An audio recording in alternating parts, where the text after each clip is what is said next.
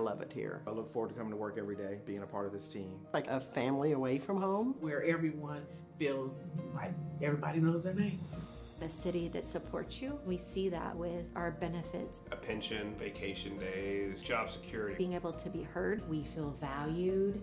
We feel respected. Lee Summit is a very progressive city. It's growing, it's thriving. We have this drive towards not just doing a job, but doing it with a spirit of excellence. I had the opportunity to continue to grow, regardless of 30 plus years doing this kind of work. It's more than just dollars and cents. We're here really to give back. Providing a service to better a community. To go out and serve people. To be a part of something bigger than yourself.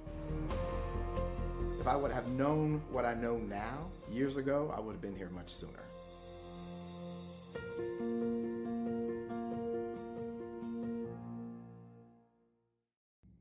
Hello, Lee Summit. I'm Jordan. Here's your flash briefing for the week of February 9th. City Council will meet for a regular session Tuesday night at 6 in Council Chambers in City Hall. Meetings are open to the public or watch live on the city's YouTube channel. If you can't watch, catch the recorded meeting on demand on the YouTube channel or by subscribing to the Council Debrief newsletter, which breaks down 3 to 4 key agenda items. Subscribe at cityofls.net. The city will be hosting an in-person public meeting to discuss the Ward Road Improvements Project on Thursday, February 12th from 4:30 to 6:30 p.m. at City Hall. The project will improve Ward Road from Northwest O'Brien Road to Blue Parkway and includes roadway reconstruction to a 2-lane section, one in each direction, with bicycle lanes and sidewalks along both sides. This week is Take Time to Be Kind Week, devoted to random and purposeful acts of kindness throughout the Lee Summit community. Community members, students, and businesses are encouraged to participate, perhaps performing a good deed for a friend, neighbor, or stranger without expecting anything in return. The Human Relations Commission is hosting activities in the City Hall lobby throughout the week. The public is asked to share their acts of kindness on social media using hashtag #LSKindness. Learn more at lskindness.net. The intersection of Northwest Ward Road and Northwest Blue Parkway is set to close on Friday, February 13th, and will remain closed until approximately the end of June.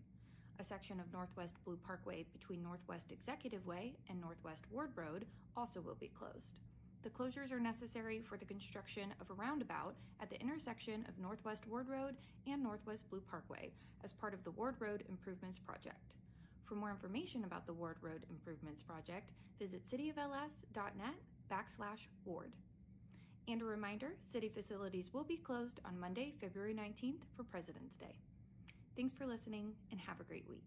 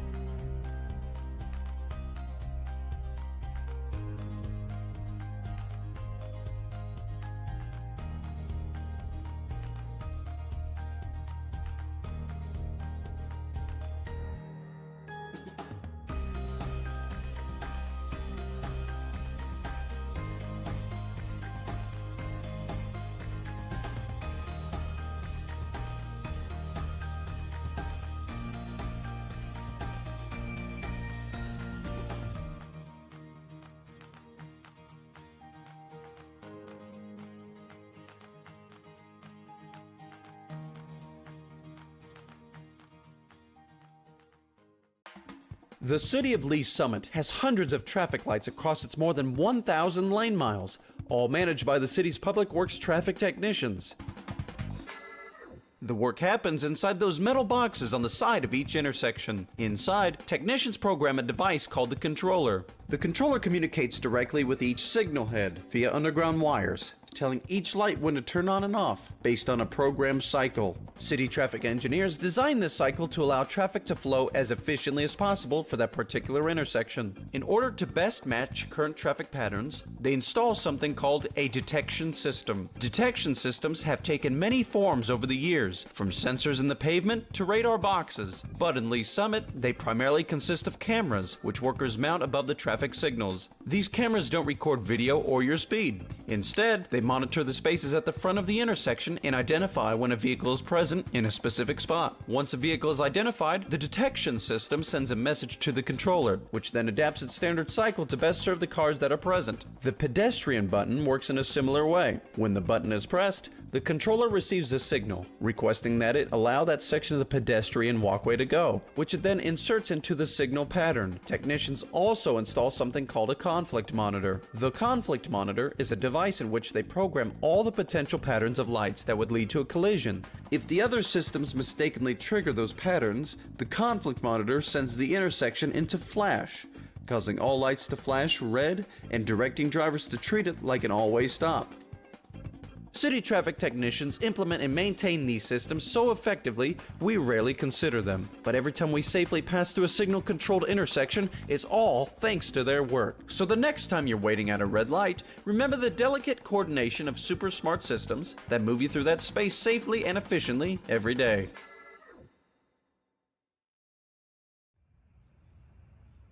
It's member level. Thank you, Mayor.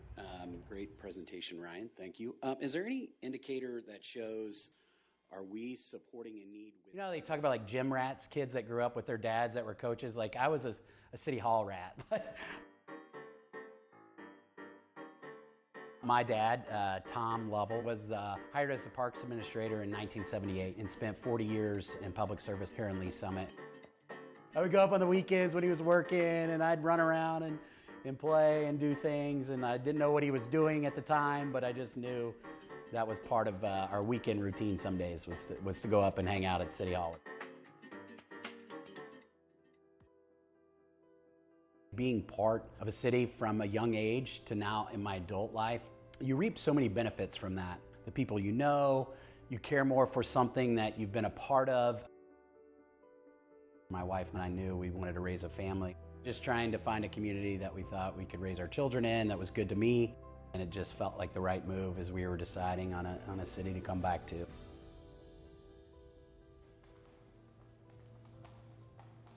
Fortunate to have started a business in 2018.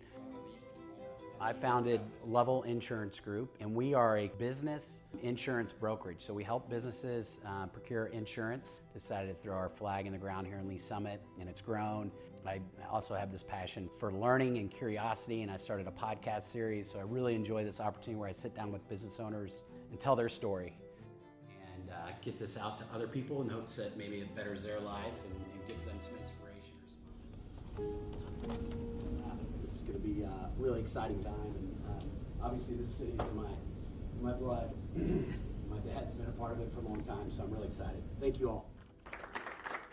A lot of people would say I was crazy, right? So why do you throw your hand up and subject yourself to going into city politics? I think, especially as I've gotten older, I just felt, maybe a civic duty, like a responsibility to say, hey, this city's been great to me.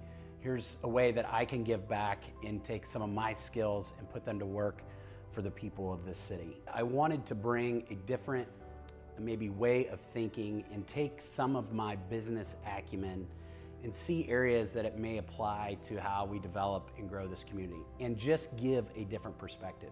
One of our biggest challenges, but also one of our biggest opportunities is how do we develop and grow this community? We don't want to grow too fast, but we want to grow at a pace that helps support, who and what we are as a community. So, we've got a lot of opportunities, whether that be through development or parks. We've got a lot of land coming on board. So I just think it's important, it's a challenge, but it's also our greatest opportunity. And so we just got to be smart how we do that. It's just asking some different questions. I'm one that, I'm not contrarian for contrarian's sake, What I am is someone will tell me something and then I want to get to that position with them by just asking thoughtful questions along the way. And then if I can get there, then I feel like we've answered everything we can to move that forward versus, hey, here's kind of how we've done it. I'm never the, this is how we do it, this is how we've always done it, and this is how we'll continue to do it. Office of Council Member for District 2. All of my practical experience has put me in this position to serve, and I just raised my hand and said I want to do that. For which I was elected on April 5th, 2022. I feel this obligation to carry this legacy that my dad did, my family did, and then giving my kids an environment to grow up in that makes them want to come back. My kids have started rec sports through the Parks and Recreation system, and I'm watching them play soccer on this sport field that, you know, my dad helped develop. And my dad's sitting there with me, right? I mean, that's the stuff that really matters in life.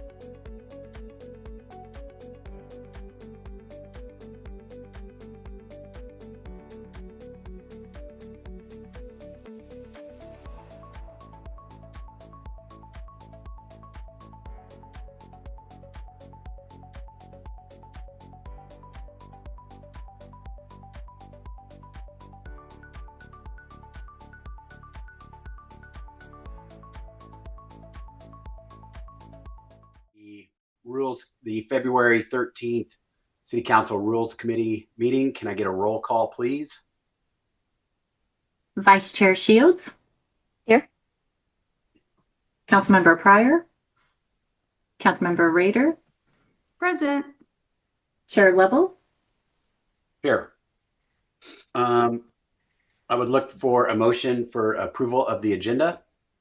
Chair, I move to approve the agenda as presented. Oh, second. All right, we've got a motion to approve the agenda by Councilmember Shields, second by Councilmember Rader. Can I get a vote, please? Councilmember Rader. Aye. Councilmember Shields. Aye. And Chair Level. Aye.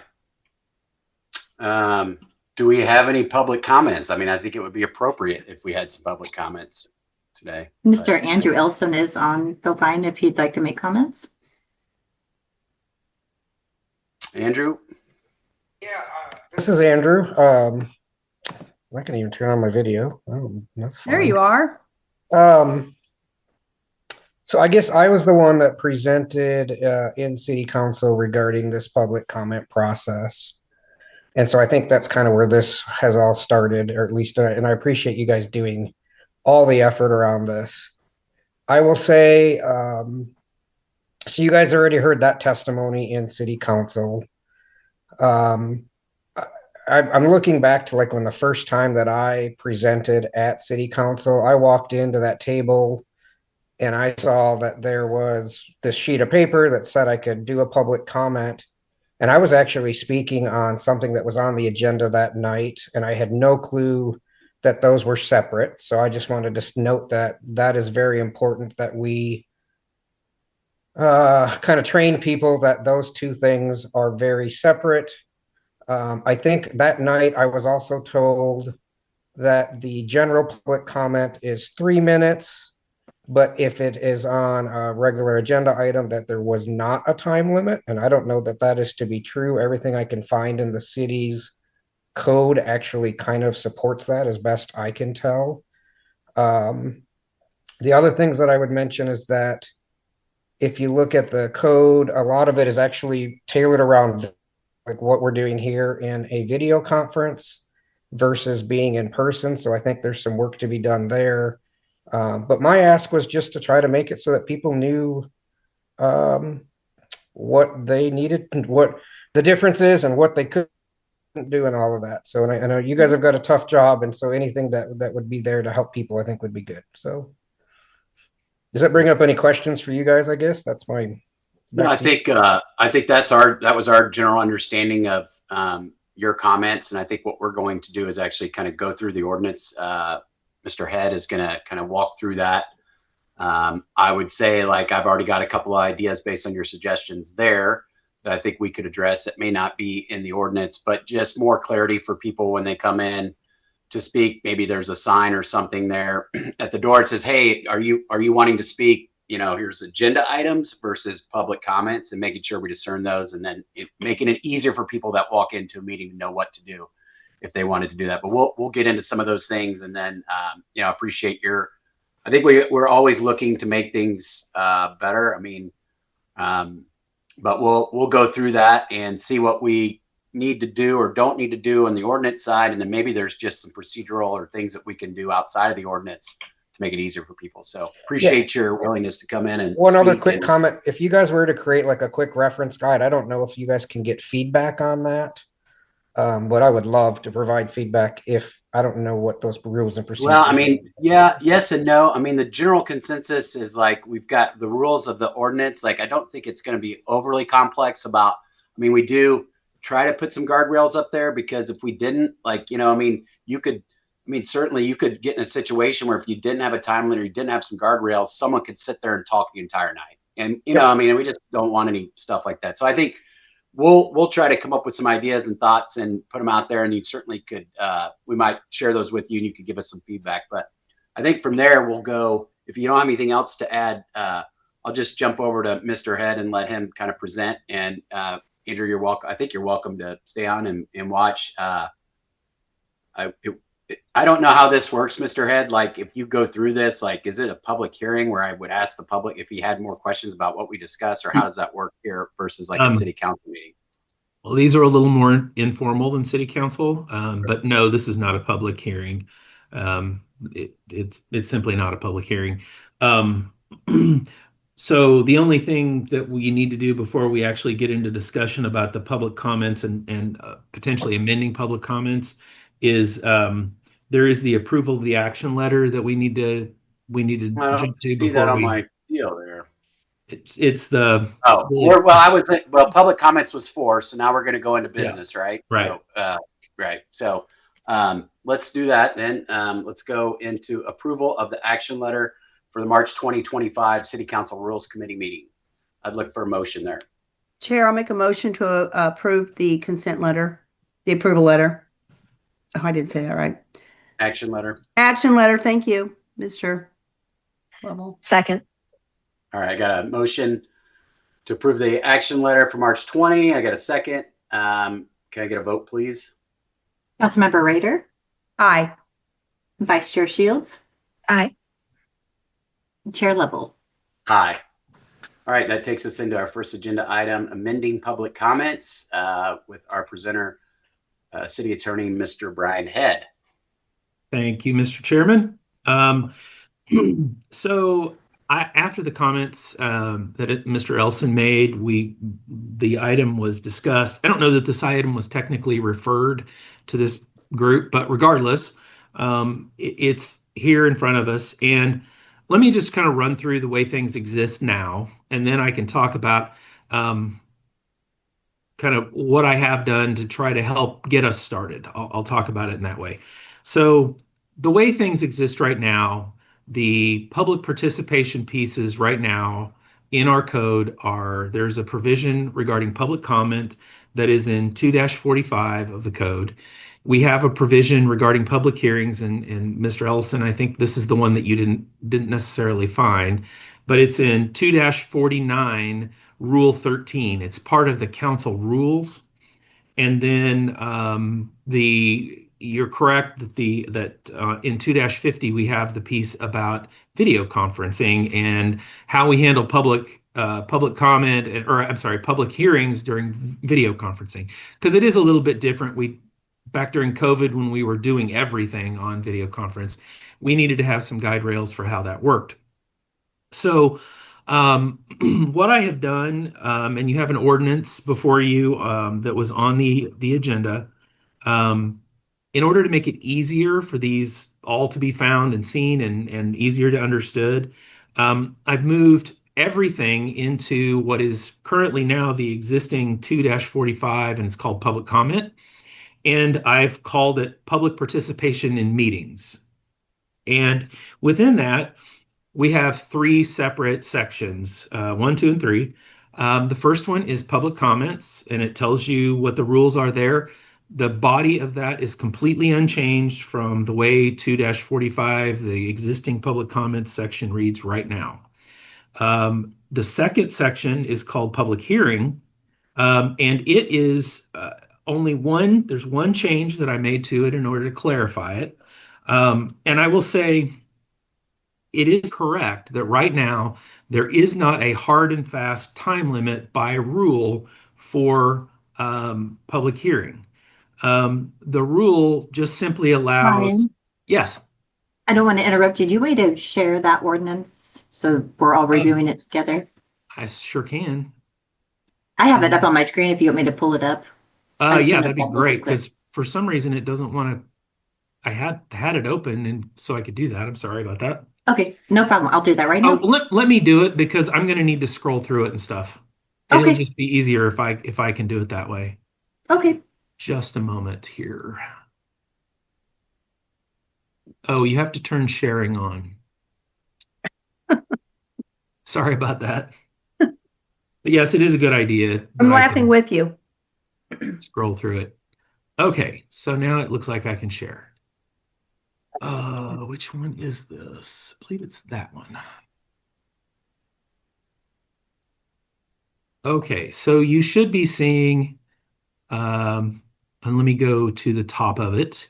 You should be seeing one that says an ordinance amending Article 2, Council Division 2. Is that what you all are seeing? Yes. Okay, thank you. So, as I was saying, the existing 2-45 was just public comments. That was the only portion of our public participation that this section talked about. This ordinance, which honestly, I probably wouldn't normally have been as presumptuous to go ahead and draft an ordinance. Normally, I would like to come to the meeting, have a discussion with you about what you wanted to see done, maybe make a few suggestions, and then go back and do the drafting. But because we're in mid-February, I know the desire is to move forward with this quickly. I went ahead and drafted an ordinance with just a few ideas in it. If I got it wrong, if this is not what you all are interested in, please just say so. There is no pride in this drafting. It's just, this is kind of where I thought maybe we would want to start.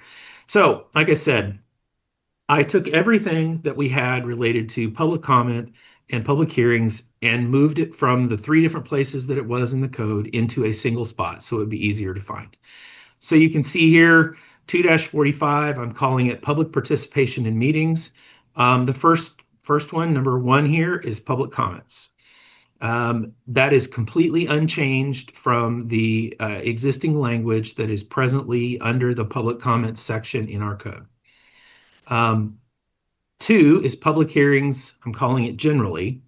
The only change here is what's in red, to add a specific time limit. As I started to say a few minutes ago, there was no hard time limit currently in our rules related to public hearing. A couple things, though, that are allowed. The mayor always has the ability to set those time limits as part of his governance of the meeting. His desire long ago was to simply have it mirror public comment. The other issue is at one point we had a provision that said, you get 10 minutes. The public has 10 minutes to as a total. So that went away, but we didn't add a hard time limit. So this would actually add a hard time limit, which would be equal to public comment. It's exactly what we're doing right now. If this is not what you all want to do, we certainly can change it. I just built in essentially what we are actually doing by practice and right at this moment. So this language in red is what I added. Generally, members of the public wishing to speak will be given no more than 3 minutes. Should the speaker yield to a question from a council member, the time yielded shall not be included in the 3 minutes. The applicant and staff shall be given as much time as may be required to fully present the item. That's essentially current practice. If that's not what we want to do, we can change it, but that's what we do presently. Well, let me just check in right there. Councilmember Shields, Councilmember Rader, you have any comments or ideas there? So, Chair. Yes. Cinda. So are you wanting this to decide this today, or do we have a minute to look this over to make sure? No, I think here's my recommendation. We're talking through some things, and then we would probably take this back to council if we wanted to make any adjustments or changes with a suggestion. So all we've seen here so far is adding something to public hearings that mimics what we do for public comments, essentially, where we are putting some sort of parameters on the amount of time to speak. Is that correct, Mr. Head? That is correct. And that's not currently in our ordinance on public hearings. Correct. And so what I'm looking for now from my team colleagues up here is any input or thoughts on this change to the ordinance. But we'd still be, Chair, we'd still be open, we'd still be discussing this at the council. Oh, yes. And making that decision at that time. Yeah, I mean, we would go I hear back what you're and say saying, but right. We would go back and we would say, here's an idea or something that we've done to clean up public hearings. What is the general consensus? I guess, would it require city council to vote to make these changes and codify them? These are in the city council rules under chapter 2. So they are ordinances. So they've been approved by ordinance. So the only way we can amend them is by ordinance. Gotcha. And there's nothing that says that this is what you have to do. This was a suggestion based upon what I had heard, and a little bit of discussion that occurred during the council meeting. You don't have to decide the day even. I went ahead and got this started so that if you wanted to move forward quickly, you have the ability to. We would have a vehicle to do that. You could tell me what you wanted to change, but we can hold another meeting, in March, for any comments you have today that I can draft in. We can come back and have another rules committee meeting. We can try to get it, somewhat early in March so that we could hit maybe the last meeting in March for a city council item if we were going to take an ordinance forward. But we still have a little bit of time. You do not need to be rushed necessarily. Yeah. Councilmember Shields, do you have anything to add just based off of this redlined amendment? Whatever. I guess so. First of all, I like the idea of adding the 3-minute limit, just very similar to how we have for public comments. To me, that almost feels like more cleanup than anything. I think that's the sort of assumption we've all been working under, and it's good to have it clarified. I like putting this all in one section. I was kind of pulling up on my other screen what's in section Rule 13 of Section 249 and Section 250, that those are kind of, at this point, it seems like sort of duplicative language and creating some confusion. So I think it makes sense to clean all this up. I think when it's presented to full council or to this committee, we should have those other sections pulled up and showing what's actually being removed and how that's still covered in this remaining modified section, just to make sure we're not missing anything. But overall, I think this direction is correct. The only kind of substantive comment I have is, do we want to consider an overall time cap, like limiting comments at a public hearing to 30 minutes or an hour or something like that? Like, I don't want to unduly limit them, but again, you can't have we can't be filibustered. We need to have the opportunity to get all the information, but then still have time to make decisions. So I wonder if we wouldn't want to put some kind of an overall cap on those. And I think that's it for me. I think that's good. I would, so I think it's good to have the framework of a cap with the flexibility as council to let it go longer, which we've done in the past. But I kind of like the idea of a general, and I was going to add this to what we've done in the past too, where especially in a public hearing setting where you might have a big group there, that people can yield their time to one speaker versus them all get up. And we've done that in the past too. So I don't know if we need to put that in the language, but I just highlighted it. It's right above here. In there. Oh, okay. Yeah. In the interest of time, groups may be asked to limit the number of speakers to a single representative, and the chair may provide additional speaking time to such representative as deemed appropriate by the chair. So it gives the mayor, the chair, whoever's the chair at that time, the ability to do just exactly what you're talking about. And I think what would be helpful too. So like, let's say you're going into a public hearing and we know it's got some like general, a lot of public sentiment that wants to get aired during that public hearing. I think at the start of that, you could read like, here's the general framework. Here's the time we've allotted for public comment. We certainly don't want to cut anybody short. So what we're asking is like, because we, as much as we say, don't reiterate, it is just one of those things where the same thing gets said over and over. And quite frankly, like it's more like what we're generally doing too. And this is where like, we don't generally, when the public comes up and makes comments in a public hearing, like we don't respond to it. What we try to do is write down all their questions or concerns and then go back to staff and address those one by one. So I think that's a pretty good process versus going back and forth with the speakers. Like, is there anything formal that says like, we're not supposed to answer those questions or we are? And I know like recently in public comments, we've been having the chance to respond to those. We never really had in the past. We are now a little bit. Is there anything that needs to be formalized in the ordinance for us responding to those? Or do we just like keep it kind of the way we're doing it? I think again, like for me, it's that clarity up front. Hey, here's what we've set. Here's the time frame. And then just so you know, as a body, we're not going to respond to each public comment, but what we are going to do is try and sort through those questions that you may have after you guys have all had the chance to speak. And then they understand, because I do think, like, you know, people come up and start asking us stuff and we sit there and they're looking for a response, but we just don't really give them. But we do go back and then close the public hearing, then go back and start asking questions to staff based on their concerns. So for me, I think a lot of it is less maybe with the ordinance and more just clarity up front during the meeting to make people aware kind of how this is going to go, the parameters we've set, but the flexibility in that framework to adjust accordingly, because our goal is not to stifle conversation or take anybody's ability from speaking. It's just to create this general framework so that we can keep things moving and on point. Chair? Yes. I think those are, thank you. I think those are good points. And to me, it seems like our job in rules is to set that framework. And then it's more of a comms thing to communicate that to the public. Yeah. That's includes the chair of the meeting or the mayor explaining that process up front, and it includes kind of the things we talked about in terms of better signage, better web communication about those processes. But I don't know that we need to figure all that out in this committee. Like, our job is to set those rules, and then there'll be a separate process for figuring out the best way to communicate those to the public.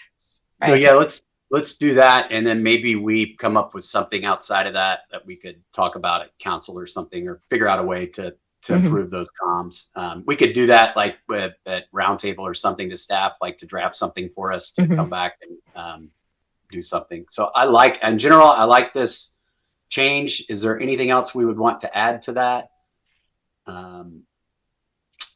before it goes back to council? Mr. Chairman? Yes. During public comment, I mean, if a council member really wants to answer a question, you can. But the danger is that sometimes an individual council member doesn't have a full answer.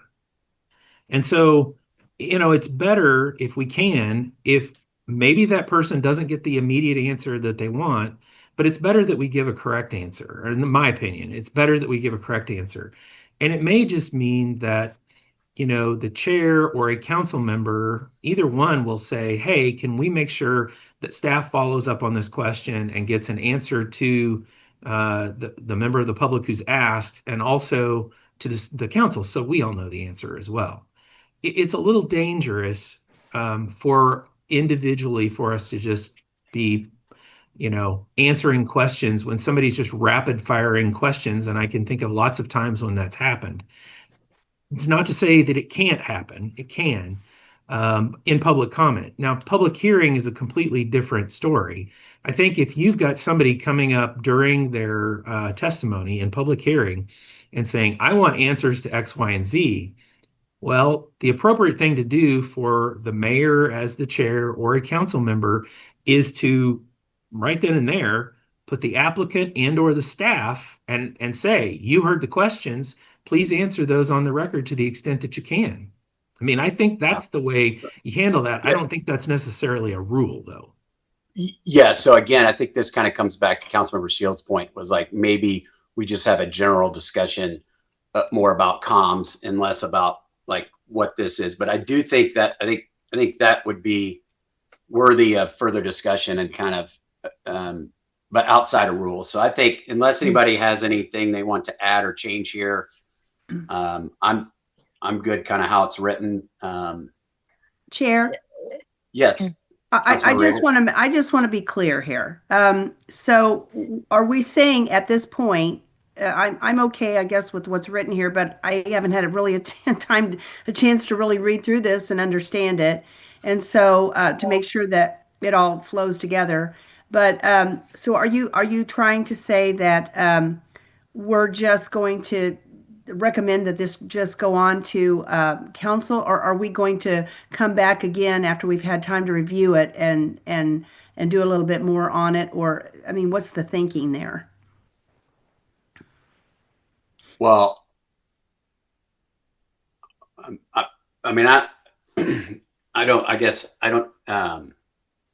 our job was to kind of review what was in here and then Mr. Head was making some adjustments here. And so it would go back to council as an amendment to the ordinance. And I would say at that time, if you had anything else that you wanted to change, I mean, you come back again to a rules meeting, but that would have been, this would be the time to bring that up or look at it. But everything is okay with me. Everything's okay with me if that's how the direction we're going. I just want to make sure I understood the direction. Yeah, so here's what I would say. It will come back before council. And if there's other things you want to address in here, you could bring those up and it could go back to rules and we could make a change or whatever. But this would be the first thing that we address. And then I think we'll try to also make some suggestions at another point during the meeting just about communications in general. Does that sound good with everybody? Councilmember Shields? Chair, did we have consensus on the idea of an overall time cap? Is that a recommendation we would want to make to council, or do we want to just bring that up as a question for discussion? I'm open to whatever you guys think. A total time cap, I think, might be good just to set, but freedom to do it. Yeah. I think it is our job as this committee to make the recommendation, and then council can take it or not. But if we have consensus on it, I think it's good to send them something for discussion. So I would land in the middle and a total of 40 minutes on any given public hearing. That's what I think. 30 is too short, an hour is too long. Yeah. So if that's I think we could ask Mr. Head if that's consensus to add that, and then we can send it to council and then they can discuss it. And if they don't like it, we can always take it out. But I think it would be good to put in the framework. I like that. Mr. Head, you okay with that? Yes, I want to ask a question though before we move on. So if you want a 45-minute time cap, I assume that's not going to include staff's presentation and the applicant presentation, because sometimes for the public comment portion of a public hearing. Okay, got it. No, we can write that in. Mm-hmm. Which typically we never hit, but if we have a large number of people wanting to comment on an issue, it might be helpful. Yep, I can write a sentence or two to put that in. Okay. Anybody else? Anything else? Chair. I'm sorry, Brian. I was just going to say, when we're ready to move on, I want to scroll down just a little bit further, because there was one change that I made that simply refers back up to this, but I wanted to show you what I did before we move on. Okay. Well, I'm good. Miss Councilmember Rader, did you have something else? Oh, I was just going to say, will we have a copy of the ordinance prior to it going to council? Sure, absolutely. Okay. Yeah, I will probably do this very quickly because I'm leaving next Friday for vacation. So you will get it probably next week, and then it'll probably be on, if you decide to move it forward, it will probably be on either your council meeting for the 10th of March. Okay. So the other thing that I did was the special procedural rules for public meetings and public hearings conducted by video conference. That comes directly from 2-50. Again, it is identical to what's already in 2-50. The only change I made was to reference the time allotted for each participant for speaking shall be as described here and above for public hearings. So I just referenced the same time limit. I will include there as well the hard cap. That sounds good to me. Anybody else? Sounds good. Okay. That's all I have. That was it. I mean, those two changes were the only things that I changed, and only so that they reflected our current practice and just included everything in one place. That's literally all I did to this ordinance. So do we need to make a motion on this to move it to council, or? If your desire is to get this in front of council and you want it to be available to be approved by the city council, in one meeting, we would need a motion to recommend approval. But with those changes that you've described, the hard cap. Okay. Chair? Yes, Councilmember Shields. I move to recommend to council for approval an ordinance amending Article 2, Council Division 2 procedures for the conduct of business by repealing Rule 13 of Section 2-49 Rules of Order and Section 2-50 procedural rules for the public meetings and public hearings conducted by video conference, and amending Section 2-45 to provide transparency related to the conduct of meetings and the participation of the public therein, as amended per today's discussion.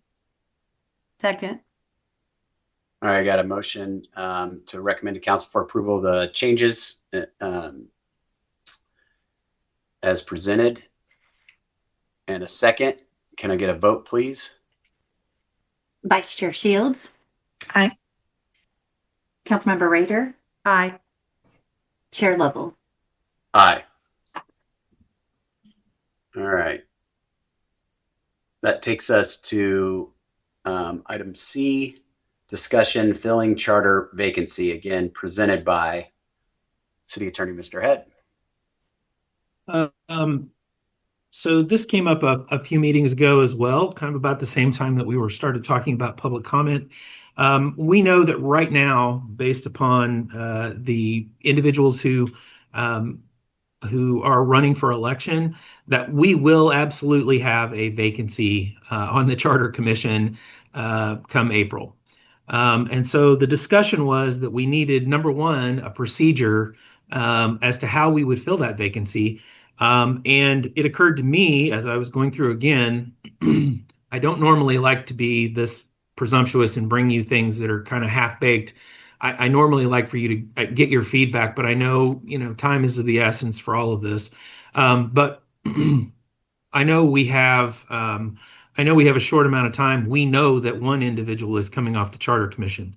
So what I have done here is to provide a process, because the way the Charter Commissions fall, you never know if the same council members are going to be present when the vacancy occurs. It's hard to say, well, that was my pick or that was our pick, right? So what I did here was just take the same process that we have used for appointing charter review commissioners generally. And by that I say, our process right now is that each council member nominates a person, and then for each district, the two council members together nominate a person. So you end up three from each district. So what I did here was just take that piece, the two council members coming together to replace the individual who for whatever reason has left the Charter Commission. So essentially, this uses that same process whenever you have a vacancy. I did go one step further than that, however, and in Section 2, knowing that we have this vacancy coming and knowing that we need to, have as much knowledge on that Charter Commission as possible, my suggestion would be, and I wrote it in here, is that the council would have the ability through this same appointment process to select an alternate. Now, the alternate would not have the ability to participate or vote until they become a full member, but they would have access to the meeting materials. They would be invited to all the meetings. They could hear all of the discussion, all of those things. And then when the vacancy actually occurs, since we know it's coming, they would be able to step right into that role. Essentially, you'd be appointing an alternate sort of immediately for someone to take over. And we would have only had a couple of meetings, and they wouldn't have missed that much at this point. But if we wait until that occurs, it's probably going to be May or maybe June by the time the council gets reorganized and we appoint someone new. We're going to have had a couple of pretty meaty meetings it's kind of a double there, but we're going to have two pretty hefty meetings where they're going to be talking about some of the basic structure. Some of the topics that they have are like, what are the powers of the mayor pro tem? How long can a person serve as mayor pro tem? Those are subjects that they're going to be discussing. They've indicated to us. So this just simply takes the part of the procedure that we have now for appointments and says when there's a vacancy, we're going to use that procedure where two council members come together to make that appointment or make that nomination. Then the council makes the full appointment just like we do now. And we could do that for an alternate so they could be there and hear things, quickly. So we don't have as big a transfer of knowledge that has to take place during that time period. Councilmember Shields, Councilmember Rader. Chair? Yes, Councilmember Shields. I think this makes sense, the process outlined in terms of having a joint nomination by the district, and in the event that they can't agree, then the council appointing them. And I like the idea of appointing an alternate ahead of time since we know this is coming. I guess I have questions about just like the actual mechanics. Like I when we appointed the commission in the first place, we all had to vote on that. As like each person made their nominations, but the council still had to vote on it. Would that still be the case here? Am I remembering that correctly? Okay. Yes. And then I don't know if we need to clarify, and if the council appointed, they still need to be a member of that, residing in that district and all that. I think that sort of assume they have to meet those qualifications, but I don't know if it needs to be explicitly stated. Well, it does have to be, and that's required in the charter. Mm-hmm. Okay. I'm just in like subsection 1, it said a person residing in the district, but in subsection 2, it didn't have that language. So, but anyway, I'm fine with this. If Mr. Head, if it's drafted in such a way as meets all our legal requirements, like the process you're setting out works for me. So, subject to the comments by the other committee members. I can add to section 2, the council will appoint a person to serve who otherwise meets the requirements or something. Yeah. That's all I have, Chair. Councilmember Rader. I think that sounds reasonable. We're kind of following along what we did before, and time is of the essence, I'm guessing. So, well, it seems to me so. Yeah, it seems to me so too. So I guess then what we're saying is that I need to get together with Beto and get another pick for our District 3. Yeah, that's the way it would fall. Mechanically, the mechanics. Okay. That's what's going to have to happen. I think it's wise to just keep it as it is. There's no point in changing anything, and then that way it'll carry on forever. Because I'm sure someday down the road this will probably happen again. And so, just so we're clear, so like they would be nominating someone to be the alternate, and they would come in now, and then it would be codified through a vote, they would just move immediately from alternate to charter member. So you'd have an extra person in there until, is that correct? So the way and maybe I didn't describe it clearly, and if I didn't, somebody tell me and I'll fix it. My intention in the way I wrote this is that once you appoint the alternate, it's going to go through the normal appointment process. Councilmember Rader, Mayor Pro Tem Lopez are going to nominate someone. The council is going to appoint them as an alternate. The council has to do that on appointment. And then the last sentence of section 2 says the alternate shall assume the duties of a full charter review commissioner upon the creation of the anticipated vacancy. So as soon as the vacancy actually occurs, they become the full member. It doesn't have to come back to council again. Mm-hmm. Okay. But they don't attend meetings until that vacancy is real. No, they can attend meetings. They get notice of all the meetings. They can, Gotcha. What they can't do is participate or vote, but they can get all the materials. They can hear all of the discussion. They can be present for everything. It's kind of like having an alternate juror. They sit and listen to everything, but they don't get to vote unless they get moved up to the full seat. Okay. Well, I'm good with this. If everybody else is good with it, I think we just need to make a motion to take it to council for approval. I agree, and I'll let Councilmember Shields make the motion. She's good at it. She's good at it. Actually, since this is a resolution, do we need to recommend it to council, or can we just put it on the agenda, Mr. Head? Just give me a motion to move it to the full city council. Really, is all you have to do, because it will get approved. Just in the one meeting, because it is a resolution. Okay. Then I move to recommend resolution 26-TBD, a resolution establishing a procedure for filling. I think that should be filling a vacancy. Oh, should be. On the Charter Review Commission, and further establishing a procedure for the appointment of an alternate for the Charter Review Commission for the city of Lee's Summit, Missouri, be recommended to council for approval. Second. Okay, we got a motion to approve resolution or recommend approval of resolution 26, procedure for filling a charter vacancy, and seconded. Can I get a vote, please? Vice Chair Shields. Aye. Councilmember Rader. Aye. Chair Lovell. Aye. All right. Thank you, Mr. Head. Appreciate your work on that. That takes us to Roundtable. Does anybody have anything for Roundtable? Nope, for me. No.